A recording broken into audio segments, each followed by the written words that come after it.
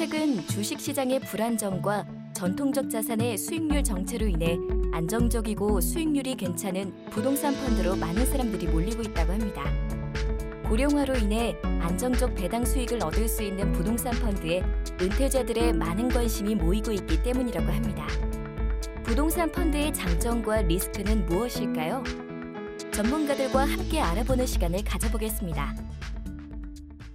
여러분에게 대체 투자를 위한 알찬 정보를 소개해드리는 대체 투자 스쿨의 유여울입니다. 미국의 대통령 도널드 트럼프는 부동산 투자 회사의 CEO로도 유명하다고 하죠. 트럼프는 이런 말을 했다고 합니다. 그것은 손으로 만질 수 있으며 단단하고 아름답다. 예술적이기까지 해서 나는 그것을 사랑할 수밖에 없다. 그것은 바로 부동산이다. 한국의 일반 투자자들이 가장 선호하는 투자 방법이 부동산 투자라고 하죠. 오늘은 실물 부동산에 직접 투자하는 방식이 아닌 대체 투자로서 부동산은 어떻게 해야 하는지 알아보겠습니다. 오늘도 두 분의 전문가 함께 하는데요. 안녕하세요. 안녕하세요.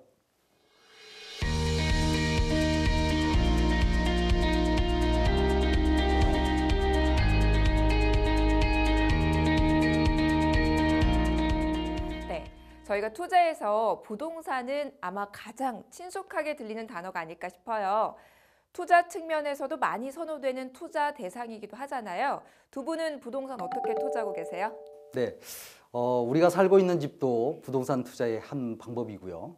저는 주로 사모펀드 형태로 되어 있는 부동산 펀드에 가끔씩 투자하곤 합니다. 네, 저는 주로 주식시장을 활용해서 주식시장에 상장되어 있는 부동산 리츠를 많이 활용하죠.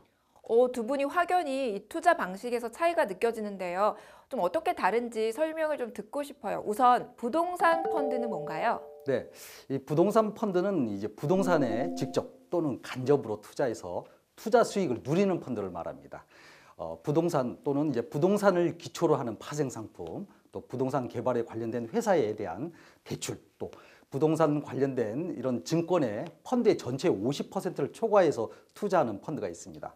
그런 게 있군요. 부동산에서 직간접적으로 투자하는 펀드가 부동산 펀드군요. 그럼 대체 투자에서 부동산 투자는 어느 정도 비중을 차지하고 있을까요? 네, 우리나라에 현재 설정되어 있는 펀드는 전체 한 600조 정도 된다고 합니다. 이 중에서 한 70조 정도가 부동산 펀드로 설정되어 있으니까 꽤 되는 법이죠. 점점 늘어나고 있는 추세라고도 합니다. 생각보다 비중이 꽤 큰데요. 거기다 해마다 증가하고 있다고 알고 있어요. 그 이유가 뭘까요? 네, 이 부동산에 투자하는 펀드는 대부분이 이제 금리형 상품이라고 할 수가 있습니다. 특정 부동산에 이 프로젝트성으로 투자를 하고요. 그 부동산에서 발생하는 현금 흐름을 활용해서 배당 재원으로 주는 구조를 가지고 있습니다. 그래서 부동산 자산에 대해 이해를 할 수 있다면 다소 좀 편안하게 받아들일 수 있겠죠. 주식이나 채권처럼 저희가 시장 상황을 항상 고려해야 되는 그런 투자와는 좀 다른 느낌인데요. 네, 그렇습니다. 대체 그 투자 상품의 특성상 주식 및 채권 시장의 상관관계가 좀 낮고 또 한편으로는 절대 수익을 추구하기 때문이죠. 아무래도 대체 상품의 특성이 가장 잘 반영돼 있지 않나 싶고요. 그러면 어떤 종류가 있을까요? 네, 이 부동산 펀드는 투자 자산 종류에 따라서 크게 한 3가지 정도로 구분을 할 수가 있습니다. 이제 첫 번째로는 익숙하지 않을 수는 있지만은 프로젝트 파이낸싱이라고 불리우는 PF 대출에 투자하거나 개발 사업의 지분, 즉 에쿼티에 투자하는 펀드, 즉 개발 사업에 투자하는 부동산 펀드가 있고요. 그 다음으로는 수익형 부동산에 투자하는 부동산 펀드로 주로 우리가 잘 아는 오피스 빌딩, 뭐 호텔, 뭐 백화점, 또 쇼핑시설, 창고시설, 또 물류센터 같은 임대형 부동산에 투자하는 것입니다. 이건 좀 많이 들어보셨죠? 이제 마지막으로 부동산 관련된 채권에 투자하는 부동산 펀드가 있는데요.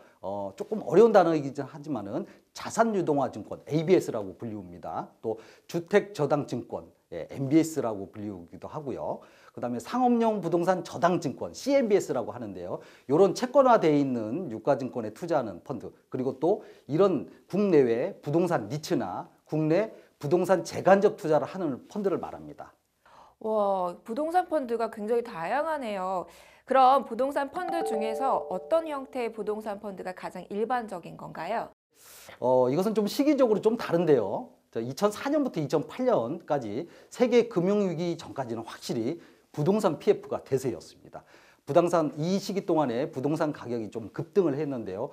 나름대로 부동산 PF가 꽤 성행을 했었습니다. 이런 부동산을 대상으로 한 유가증권, 즉 아까 채권화된 증권이라고 말씀드렸는데요. 이런 것들이 채권 직접 투자에 붐을 타면서 아주 대중적으로 인기를 좀 누렸습니다.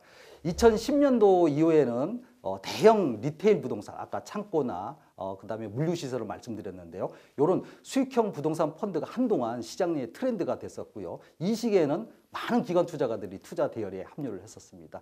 2015년도 이후에는 각종 오피스를 대상으로 한 대출형 펀드가 꾸준히 증가를 하면서 공모 부동산 펀드를 통해 일반 투자가들이 부동산 투자를 시작하게 됐습니다. 네, 시대에 따라서 좀 변화가 많이 있는데요.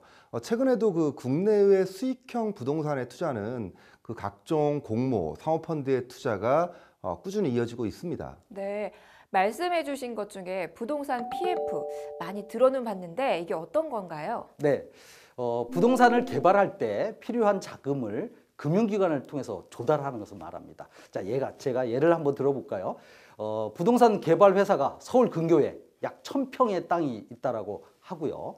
여기에다가 한 1000세대 정도의 중소형 아파트를 진다고 하겠습니다. 자, 이 사업자는 이제 이를 분양을 하고자 하는데요. 이 땅을 매입하거나 개발에 필요한 비용을 금융기관에서 빌리는 것을 바로 부동산 PF라고 합니다.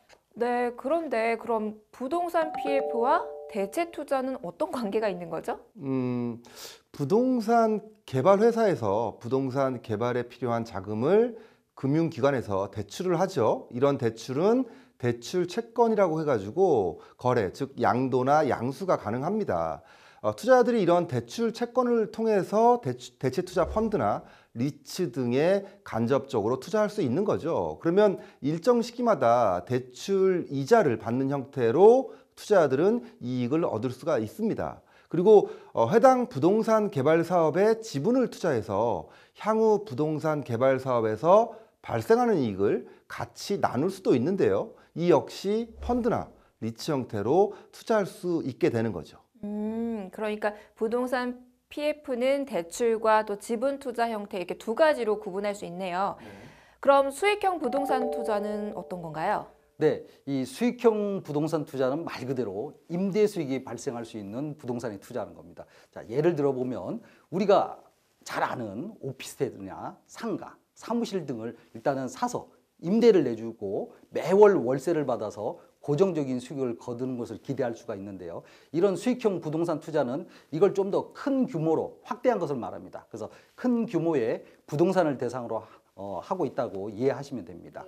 그렇죠. 그러니까 그 조그만 건물이 아닌 빌딩을 이런 일반 투자가 할 수 있다라는 정도로 생각하시면 좋을 것 같고요.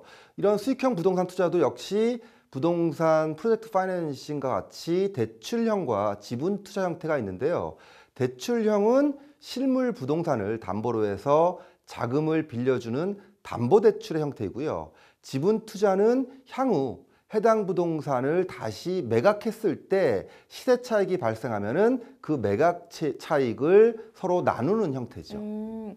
부동산 투자 펀드 형태 역시 대출과 지분 투자 형태 이렇게 두 가지로 구분된다고 저희가 생각하면 되겠어요. 네. 네, 그렇습니다. 최근에는 또 두 가지 성격을 포함하는 펀드들도 출시되고 있다고 그래요? 합니다. 네.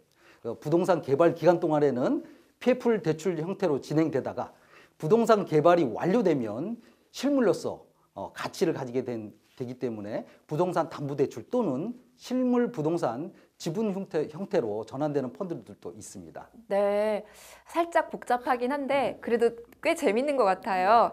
마지막으로 부동산 관련 유가증권에 투자하는 펀드가 있다고 말씀하셨는데 부동산 관련 유가증권은 구체적으로 어떤 것들이 있나요? 네, 부동산 관련 유가증권은 결국 이제 부동산 관련 채권이라고 볼 수 있는데요.